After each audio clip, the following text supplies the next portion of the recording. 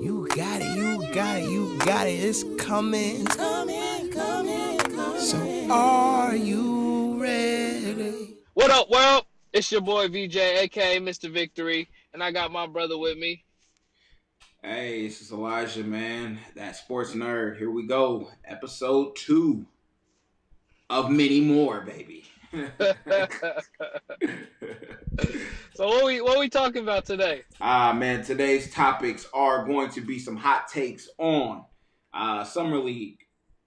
Talk about this easy situation, Mr. Ezekiel Elliott, as well as being able to talk about the issues that's been going on with Kyrie and the Cleveland Cavaliers.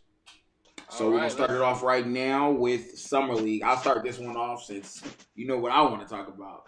Summer League, man. Before I go into, my biased approach, Summer League, man, was looking up, honestly. Like, all the games are great to watch. It wasn't like you were watching just some terrible games. Like, you were watching great games, from all the rookies that came out.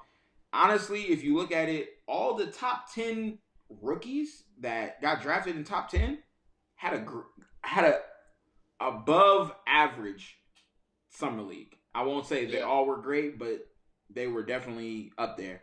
The top 3 picks with Tatum, Ball, and Fultz had a great Summer League, other than them. Fultz getting hurt and Ball being able to get hurt a little bit as well. They all had a good Summer League. I think the best one for me out of all Summer League, who should have won the MVP, Kuzma should have won it, but that's my Laker approach. But even if you weren't going to give Kuzma the MVP, you could have gave Tatum or Dennis Smith Jr. Those are the two that I feel like. Dennis Smith Jr. I don't know what this boy plays like. Stevie Francis mixed with a Baron Davis. They got some nice explosion to him, man. I like it. He plays on both ends of the court. Tatum, man, I'm not a Duke fan. I'm a big North Carolina fan, so I'm very biased. But Tatum, man, that boy was balling nice. Josh Jackson also in Phoenix, and De'Aaron Fox, that's my guy. I like him a lot. But hey, also looking for Justin Jackson too from North Carolina. That's at Sacramento as well. Yeah. So I mean, honestly, that was my take. I mean, I'll give my other take after, but I'll let you hit up yours. Yeah, no, it was a great Summer League, and like you said, it might have been one of the best Summer Leagues for the last few years. I mean, as far as just rookies and teams actually having somebody to go look at and be excited to watch. I mean, the top, I think, 7 out of 10 guys put on a show all Summer League long. And, you got other cats like Kyle Kuzma who balled out right before the championship and in the championship. And I mean, it's pretty cool to see that this might be that next wave of big name players. This could be honestly the 03, last 03, which was LeBron, D Wade, Bosh, and all of them. So I mean, this could be the next big wave, and I mean, you would hope so to have more youth, great youth come in. You know what I mean? Like, I'm tired of the same players, over and over again. The Vince Carter's getting re-signed and stuff like that. Like, yo, you know what I mean? Time is up, B, and and let's get the new generation in. Yeah, it's definitely nice to see. It's refreshing. So I'm excited. But for me, I was more excited because my Lakers won. Again, this is the only championship that we'll have for another couple years. We might have another one. We might have another one in Summer League, but in relation to building a better team, yes, we're heading in the right direction. But I love to see what our core is doing. I like Blue was doing great. Vander Blue, yep. Kyle Kuzma was doing amazing, averaging 30 points in the last 3 games. Ball, I mean, we could talk about Ball, and my feel of him is he'll be a Jason Kidd in Jason Kidd's late years. How Jason Kidd was, you know what I mean? He'll give you 11, and 10.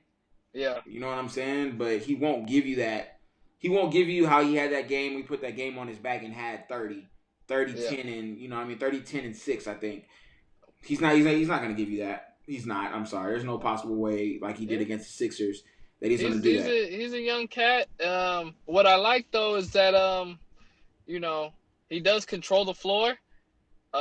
He sees the floor. It's crazy. His vision is It's high key. And I like that him and Kuzma actually seem to have a lot of chemistry. Kuzma runs that floor, man. He takes off, and he knows ball's gonna get him, get the rock up the floor. So that's awesome to see, especially when it's only been a few games, Yep. the summer league, and they're already clicking like that.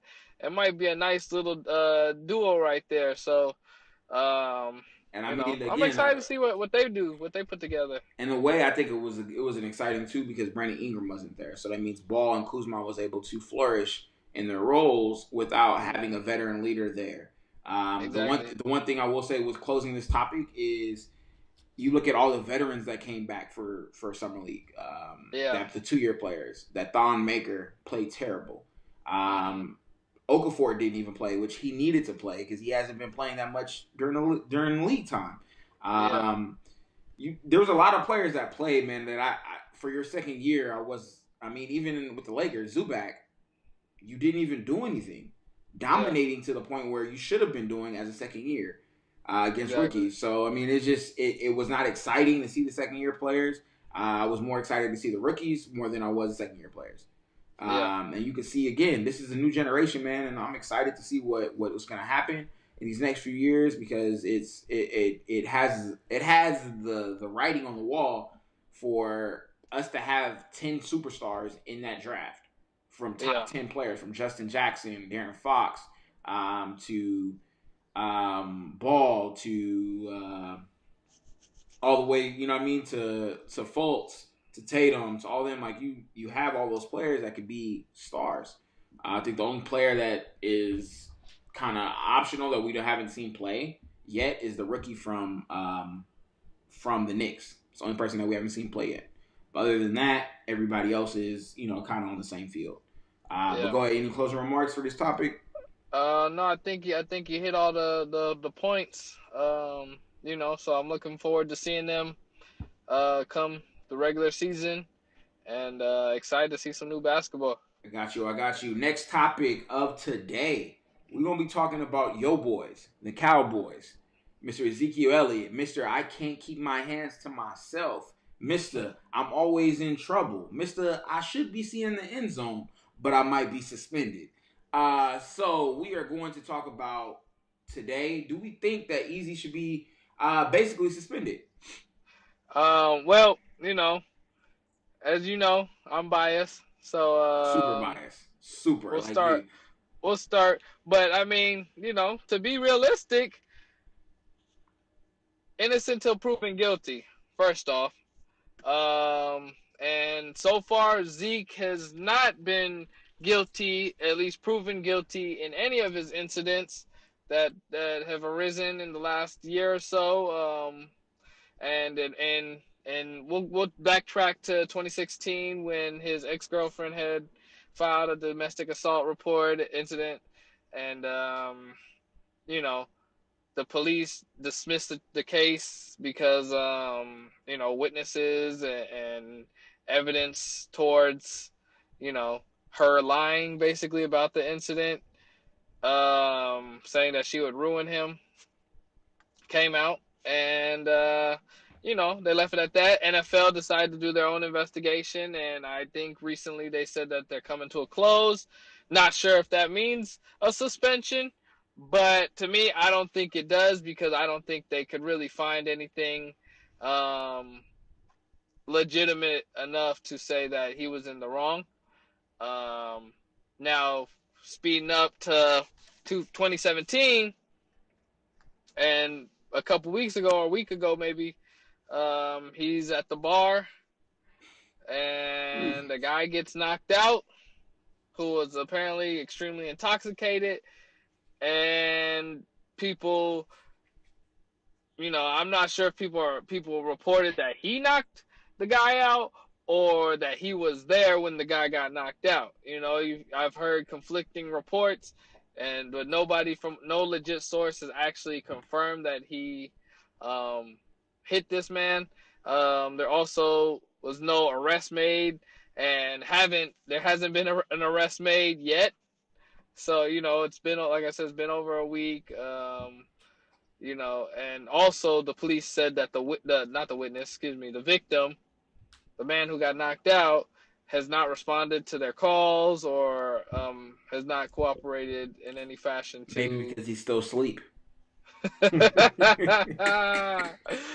Possibly, but do I think Zeke should be suspended? No. A suspension is a penalty for somebody who's actually, committed a crime. At least not by the. I don't think he should be suspended by the NFL.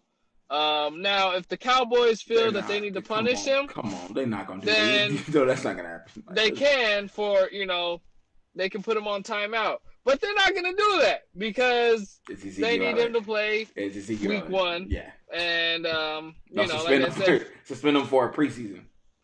Exactly, yeah. But, that's the thing. Like I said, you can't suspend a guy for just being in the wrong place but not having an actual connection to an incident. Okay, so.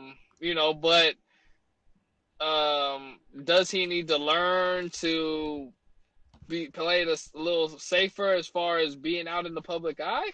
Probably, because at this point he's the biggest name in Texas, and if he keeps playing the way he's playing, he might become the biggest name in football. Don't push it. Don't push it. Don't push it. Hey, like I said, if he keeps playing the way he's playing, don't push it. But he's an exciting, charismatic guy. He's young. He's barely just about to turn 22. Fresh out of college where he was the man. And I heard like Skip Bayless say something about he has an alcohol issue and things like that. And I'm like, man, he's a young kid. He and not saying that's necessarily an excuse, but just saying I don't think we have as much to worry about as far as him being a problem as much as people are saying. Just bringing his name up because he's in the vicinity. So this is what I will say. Do I think he'll be suspended? No. No. Do I think he'll be suspended? Yes. Do I think he should be suspended? No. Again, he hasn't violated anything. There's been video of him, whether that was on the boat and him grabbing the girl's nipple and stuff like that. Yeah. Mm-hmm. And the stuff that's going on. You also got to look at it from the standpoint of the NFL. It's a business to them, just like any job or anything like that. Mm-hmm. If you're bringing negative light into the situation, they are going to come down on you. Whether you've committed a crime or not, they're not going to keep tolerating you doing what you're doing. So, in that sense, yes, I think he'll get suspended. I think he won't get suspended. I don't think he'll get suspended 6 games. Don't think he'll get suspended 5 games. I think he'll probably get suspended either 4 or 3 games. He'll end up going to appeal it and end up bringing it all the way down to 1 game. So it'll be a 1-game suspension, first game of the season, come back, basically like he never left. Probably ball out, have 200 yards rushing the next game that he plays. I feel bad for Philly. I feel bad for the teams that he will play against because if he does, he will be running with not a chip on his shoulder, but he'll be running with an aggression like Adrian Peterson used to back in the day when he used to be like, yo, I don't want to run in Adrian Peterson's path. Yeah. I just don't see that, the NFL having conclusive enough reasoning to, say because you can't suspend somebody for them so that they'll chill out. You can't, but that's why, and that's why I said they'll come down with a 3-game suspension, I think he'll appeal it. He'll appeal it, just like the Le'Veon Bell situation. Le'Veon Bell was suspended for 4 games. He came with 3. He'll end up having. But that was for other issues, though. That was because for the weed. Substance staying off the abuse. weed. Yeah, no, the weed. Let's just say it here. The weed. So he didn't want to stay off the weed. That's different. Technically, that's a rule he broke.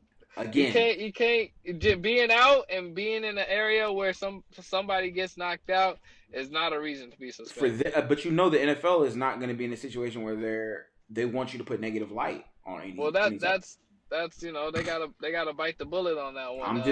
But again, but also Jerry is close to Roger Goodell, so it might not happen either.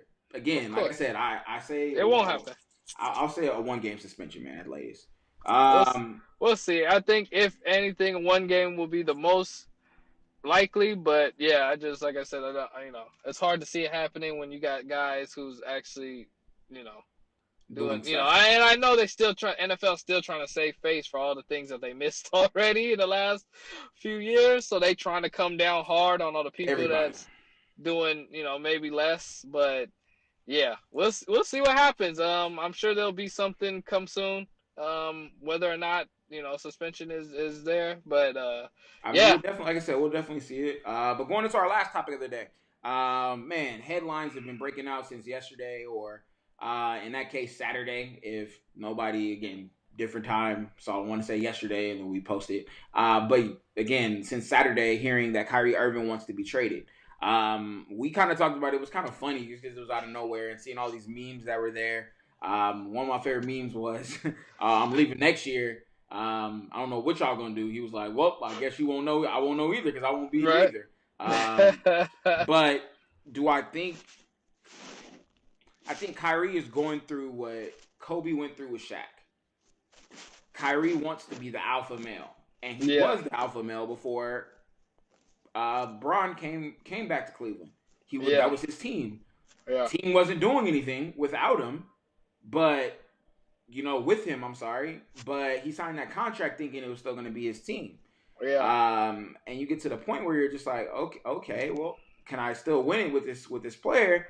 I think Kyrie, whoever does get Kyrie and trades for him, you go from there. I'll let you do your little spiel, but I'm gonna tell you my scenario and what I think should happen, and if I was the Cavs. But I think whoever picks up Kyrie, man, is gonna get a dynamic point guard, an average defender.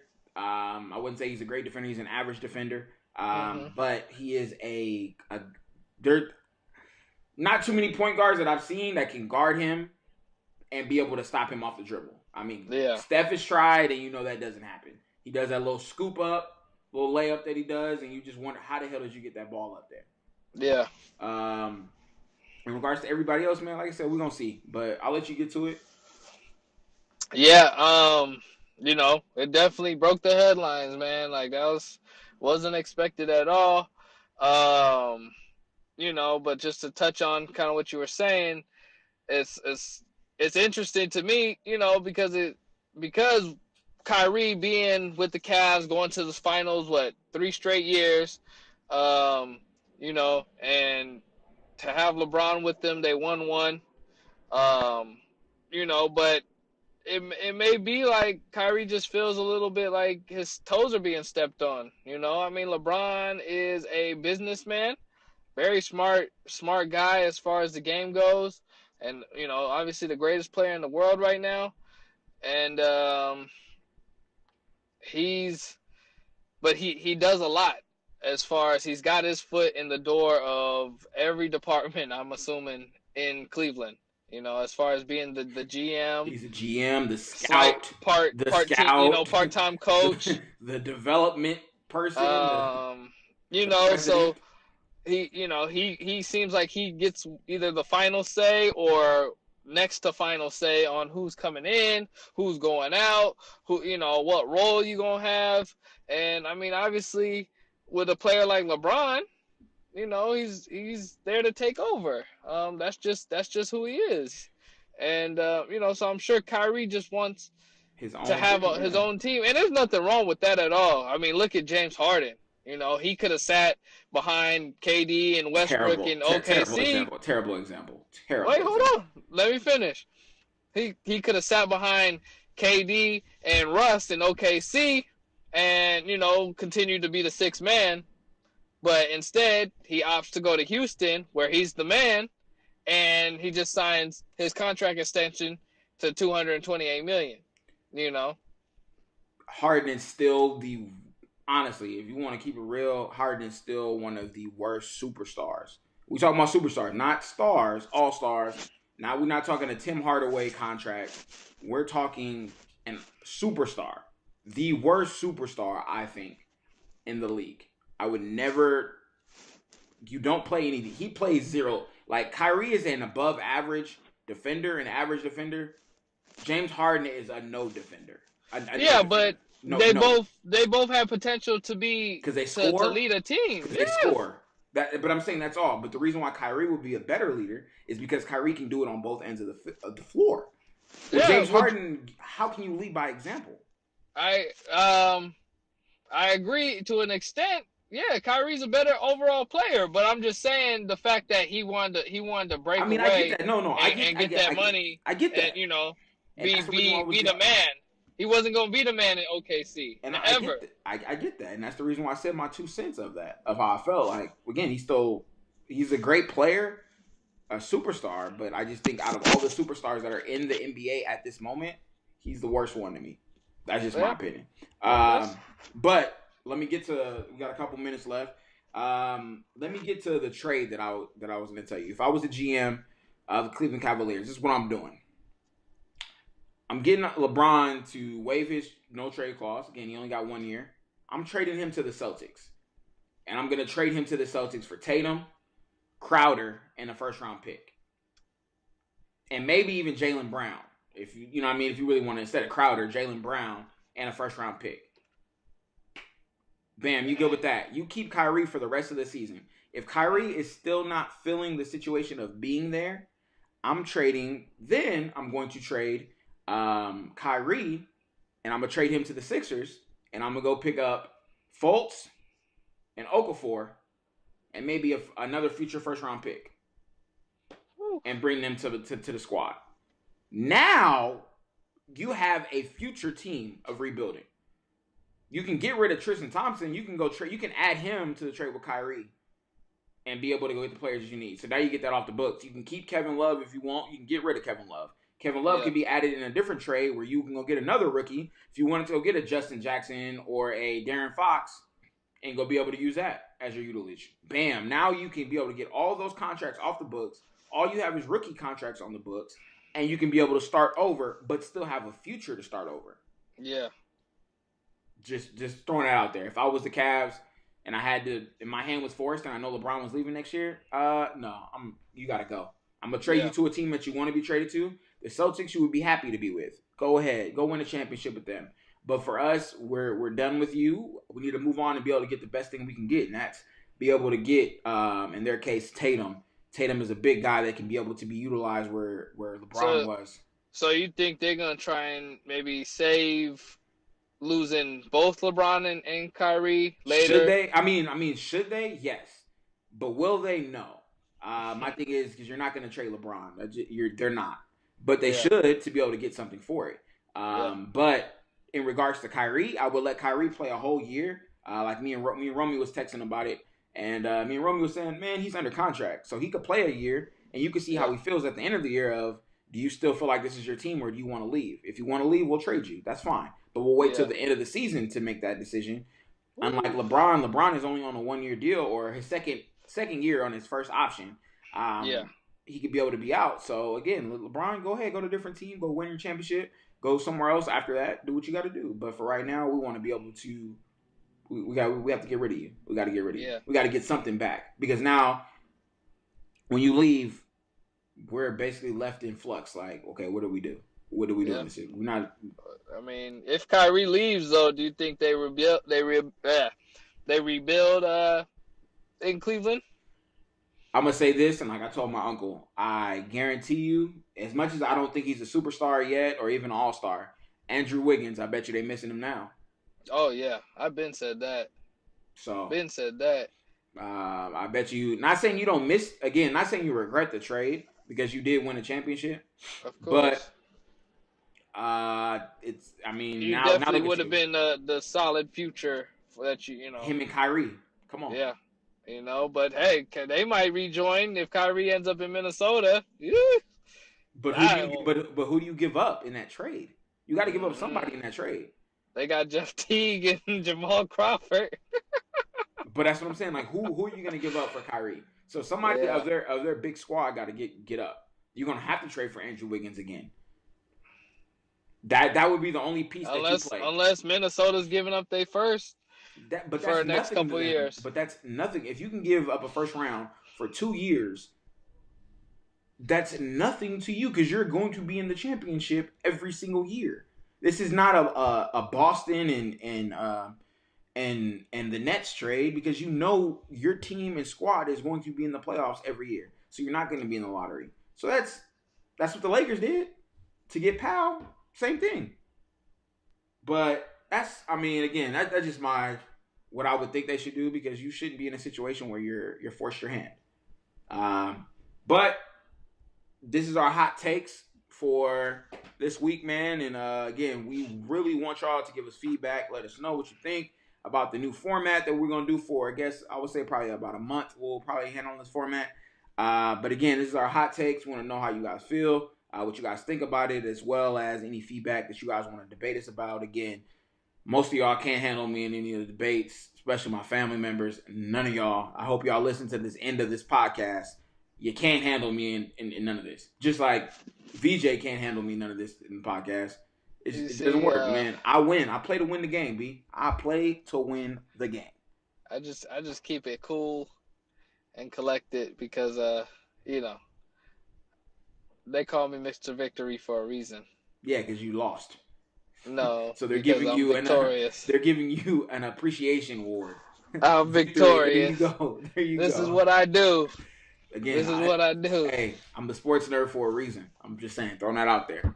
Just saying. And this is my brother and me sports podcast, and hope y'all enjoyed.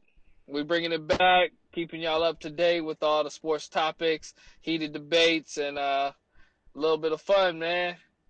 Glad we could bring it to y'all. Another episode. We out. All right, y'all.